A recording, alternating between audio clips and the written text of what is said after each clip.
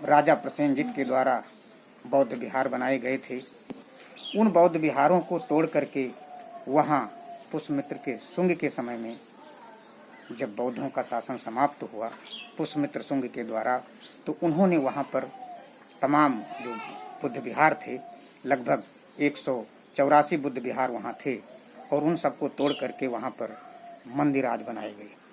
साथियों, ये हमको बहुत दुखदाई बात है, दुखदाई घटना है। इससे हम लोग आहत हैं।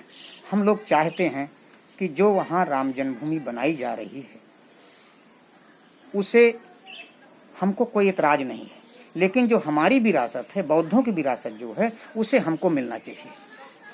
आप कहीं भी बना लीजिए मंदिर, हमसे मंदिर से विरोध नहीं है, लेकिन जो हमारी भूमि है, बुद्ध भूमि है, उस बुद्ध भूमि को हमको दिया जाए।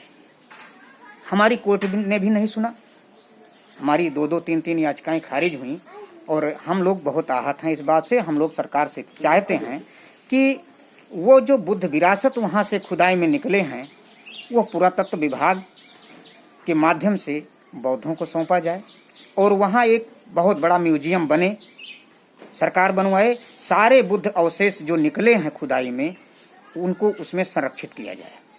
दूसरी बात यह है कि जो हमारी विरासत बोध गया है, महाबोधि, वहाँ जो पंडे पुजारियों को कब्जा है वो मुक्त किया जाए, वो बौद्धों को दिया जाए।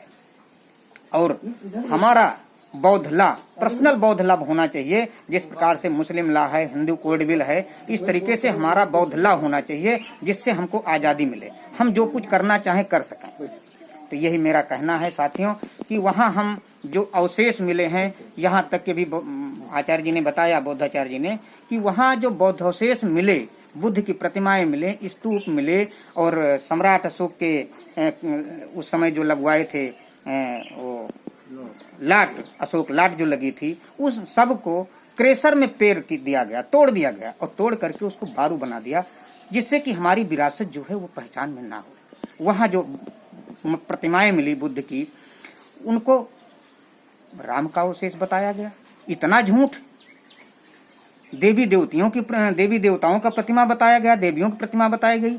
इतना बड़ा झूठ जब हमारे परम श्रद्धेय भिक्षु सुमित रत्न जी वहाँ गए, उनको जानकारी हुई, वहाँ गए, तो उनको वहाँ घुसने तक नहीं दिया गया।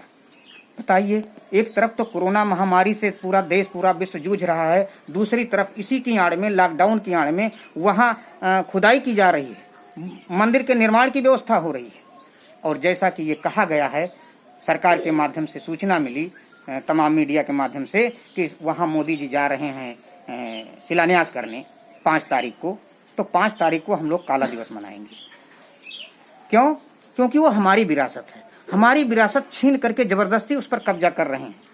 वो जो जिसे ढांचा बताया गया, विवादित ढांचा बताया गया, वो बुद्ध विहार था, विवादित ढांचा नहीं था, वो बुद्ध विहार था। बाबरी नाम का एक भिक्षु था साकेत में, उसी के नाम पर भगवान वो प्रसेनजीत जो वहाँ के राजा थे कौशल के, उन्होंने वहाँ बुद्ध विहार बनवाया था।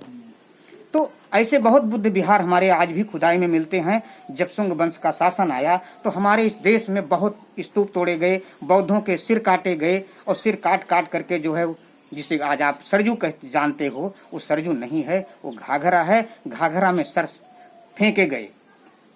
तो साथियों, हम लोगों के साथ, हमारे पूर्वजों के साथ बहुत अत्याचार हुआ। अब वो अत्याचार बर्दाश्त नहीं हो रहा है। हम लोग सरकार से मांग कर रहे हैं कि हमारी जो विरासत है वो मुझे दिया जाए, बौद्धों को सौंपी जाए। को कुछ पूछना तो पूछ लें।